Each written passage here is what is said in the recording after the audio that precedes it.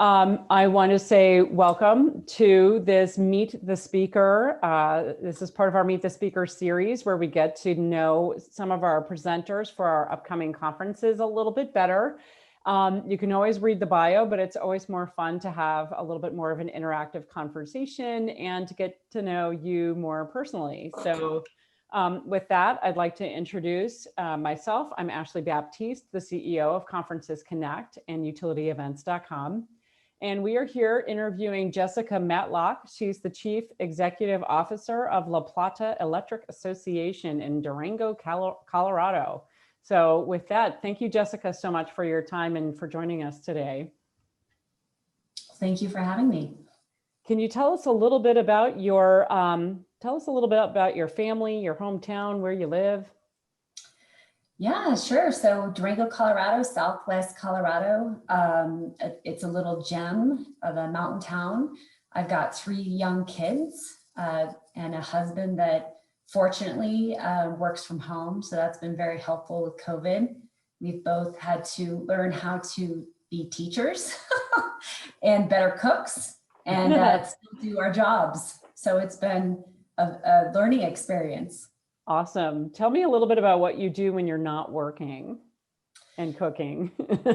Well, that's the beauty of Durango, Colorado, is that there's mountains. So when we're not doing that, we're skiing. My kids are all on ski teams, so we're big into that. We're big hikers. We have a dog. So it's mostly hiking, mountain biking, and skiing. That sounds fantastic. Great. Tell me, what big changes do you see for your company and or the energy industry in the next 12 months? Well, for LaPlata Electric, it's a little bit of a different situation because we're a cooperative. So we receive 100% of our power from a G&T, basically a wholesale provider. So my board, before I even started, I've been at this company for about 1.5 years. They decided that they wanted to look at buying out of Tri-State. So if folks aren't familiar with that, it's been in the news quite a bit, at least in Colorado, and made some of the national trade press. So we are looking at our power supply. So this next year will be pretty revolutionary in regards to what do we do for our future. My community really wants lower cost power. They want carbon free. They want more control, local control. So it's really bringing back really what a cooperative's foundation and principles began, which is local. So we want to bring jobs back here and really give the opportunity to our community to build renewables. That sounds great. Cool. So this is kind of a crazy question. Who are a couple of your role models and why? Oh, at least for right now, one person that I've really enjoyed reading about and learning from is past President Lincoln, Abraham Lincoln.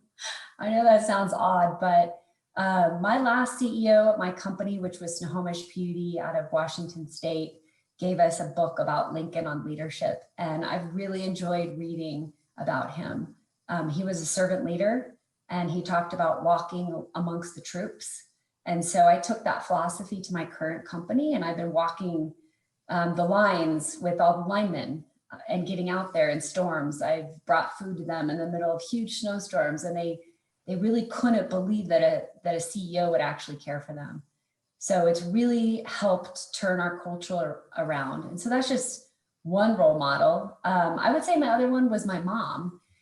Which is not, it should be that everyone's role model is our parent, right? But she was one of the first firefighters in Colorado. Wow. And female firefighters in Colorado. And it was her perseverance and making sure that she did her duty, even if people said she couldn't do it, and she kept doing it. And so growing up, that was a great role model for me to say, you know what, if someone tells me no, I'm not going to take no for an answer. I'm going to keep going. And I really believe that's helped me get where I'm at. That is awesome. I love that. Great. Who are, or I'd say, what is your biggest goal for 2021? To keep everyone healthy. Yes. I mean, really, it's to keep the system reliable and to keep my employees healthy.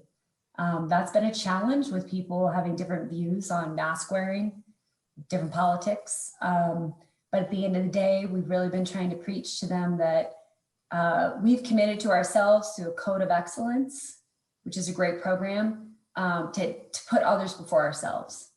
So for 2021, it's continue with that line of reasoning, to be respectful to each other, to keep the system reliable, the grid reliable, and to keep everybody safe.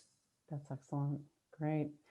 What do you wish people understood that would make your role easier in the company? That the number of items I work on in a daily basis is astronomical, meaning I am hopping to issue to issue to issue, from a customer calling me personally crying because she can't feed her kids, she can't keep her power on, to a lineman getting hurt, to a board member demanding information, to thinking about power supply, contract costs, pricing in the market. I would love, and I know my employees do know that, but it's, if I can't get to something right away, it's because I'm being pulled a million different directions. Get that. What are you grateful for? Everything. I mean, I think that in time of hardship and panic, like with COVID, I think we have to make sure we look at all the blessings we have and peace and grace of people. And I am grateful for at least my company pulling through it in a positive way. I've had tons of employees take this opportunity to really rethink business processes and save the company money and find ways to do things better for the membership. I'm thankful for them coming to work every day, even though they are dealing with mental issues, emotional issues. How do they teach their children? How do they care for other people during this really tough time? I'm thankful that those people still come to work with a smile. That's great. And last question, what are you most excited about right now? Christmas, vacation, a new year. I'm just really excited to think through our power supply options. And there's so many creative ways to patch together energy, renewable energy, carbon neutral gas, which I'm learning about. So I'm super excited for vacation, for skiing, for family, and for a new year, honestly. I think you and a lot of people share that sentiment for sure.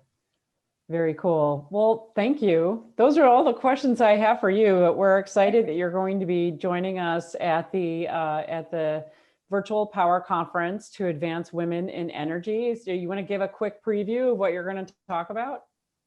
Yeah, I mean, I would just say throughout my career, I've had different windows of opportunity open for me. And I know for a lot of people, they are too scared to go through that window because they don't think they're good enough. I went through every single one and I got turned down from about 6 of them. But every single one of those opportunities, I asked what I needed to do. And that gave me feedback of what to work on. And I did that.